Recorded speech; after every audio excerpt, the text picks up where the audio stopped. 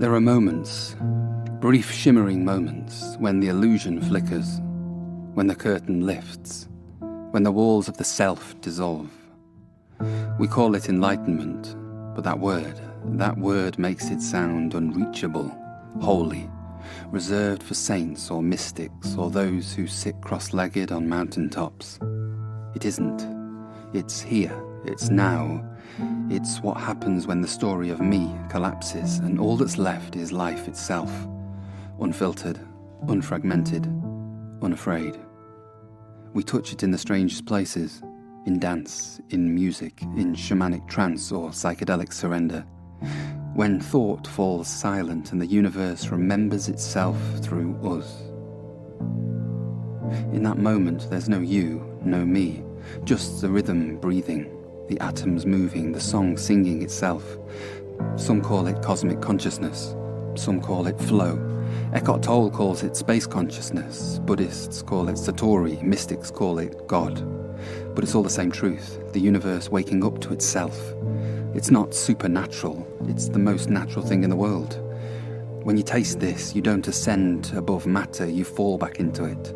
You feel the pulse of your body as the pulse of the stars. You realise your blood is the ocean, your breath is the wind, your mind is the same field that curves galaxies. And this is what I mean by continuous monism. There is no line between you and the world, no inside or outside, just one continuous dance, one indivisible process, the universe unfolding and folding through itself.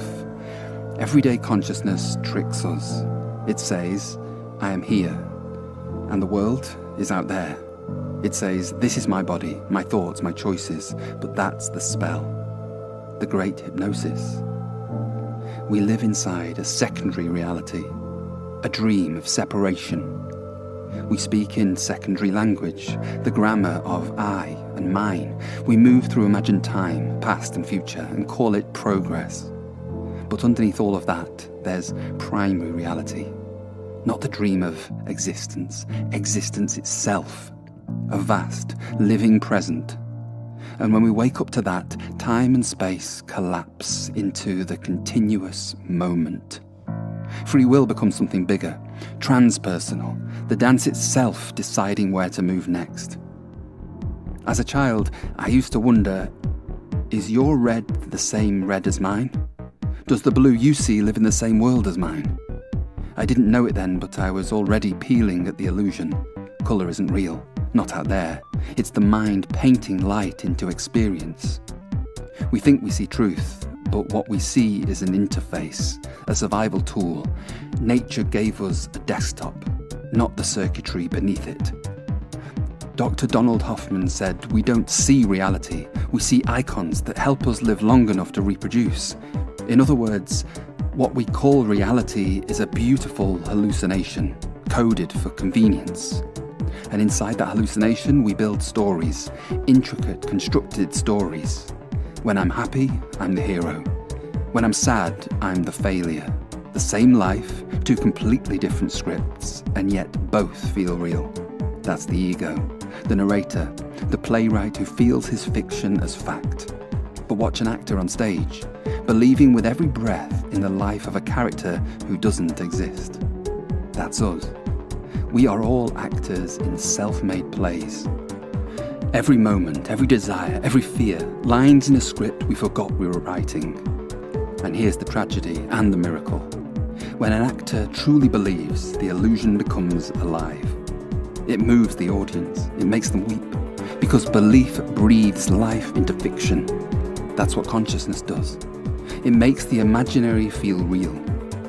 I learned this on stage, in dance, in song, in those fleeting moments when the self vanished and something vast took over, when impulse and action were one, when the body burned away and only pure movement remained. Jerry Grotowski called it the burning of the body, impulse and action as one flame. That is enlightenment. Not an escape from the world, but an incineration of the illusion of separation. The self burns and what remains is truth. You felt it too, in love, in laughter, in art, in nature, those moments when everything fits without needing to fit. That is the continuous universe remembering itself through you. You see, there's a moment, a flicker, when you realise the universe isn't out there, it's in here. It's breathing you, thinking you, dreaming you. Atoms with awareness, that's what you are.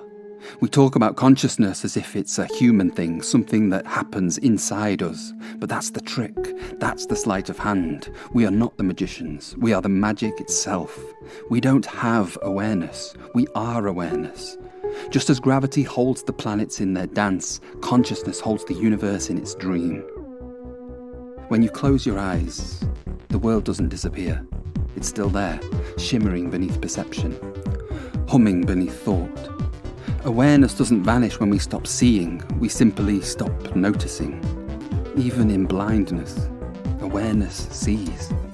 Some people call it blind sight, the mind sensing what the eyes can't. But isn't that what we all do? We stumble through this life half seeing, half knowing, believing we're awake, when most of the time we are still dreaming. Matter and awareness, two sides of one breath, like waves and water, inseparable. Observation doesn't create reality, it reveals the unity that was there all along. Every atom that ever was, every star, every cell, every thought is part of one continuous unfolding. You and I are not made of the universe, we are the universe, performing itself for the joy of recognition. The atoms in our bodies, they've been inside stars, they've burned in suns, frozen in comets, and now they're here, pretending to be me. Carl Sagan said, we are made of star stuff, not were, are. And right now, that star stuff is sitting here, talking to you. So tell me, where exactly does the self begin? If it's in my brain, is my heart the outside world? Is my breath foreign air? If I lose an arm, am I less myself? If I die, does the universe lose me or remember me in another form? The self, it's smoke, a story, a shimmering mirage on the surface of consciousness. We feel ourselves as separate because the universe, in its infinite playfulness, made a way to experience itself as someone. Einstein called it an optical delusion of consciousness, and that's exactly what it is. An illusion so perfect that we've built entire civilizations upon it. We imagine time as a line, past behind us, future ahead. But time is a river, and we are the ripples upon it, believing we are moving forward when in truth, the whole river is moving as one. The past and the future are mirages. Everything that ever was, everything that ever will be, all happening now. When the enlightened mind awakens, it sees the current, not the wave. It stops clinging to before or after and rests in the infinite present. And yet, in that illusion of time, we wrote our greatest tragedy. We built stories, we became protagonists, we invented the ego, we learned to say, this is me, and I believe it. We mistook memory for truth, thought for identity, desire for destiny, and we suffered for it. As Alan Watts once said, if we really saw it was an illusion, we'd be happy in our big dream. But we don't. We chase futures that never arrive, we run from presents we never inhabit. Even the desire to escape desire becomes another cage.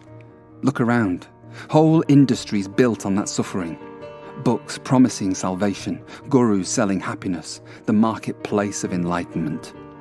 Alain de Botton said, if you live in a culture that tells you how to make $1 million in an afternoon, you're going to have a massive self-esteem problem. And there it is, our collective anxiety, polished and packaged. The planet burns while we buy new versions of ourselves. We've mistaken survival for progress, profit for purpose, dreams for reality. And then there's the loneliness, the existential ache, the feeling of being thrown into this cosmic play without a script. We didn't choose our birth, our time, our names. We just appeared, and the curtain rose, and we called it life. So we ask, why am I here? And the universe, amused, whispered back, because I wanted to see what it was like to be you. The ego doesn't like that answer. It prefers control, meaning, certainty. So it builds stories. I am this. I am that. I am John. I am a writer. I am tall. I am British. I am scared of dogs. And then it forgets it made them up. We live by slogans of identity, labels that keep us safe from the terrifying truth that there is no solid I. We shape ourselves by contrast, I am this because I am not that.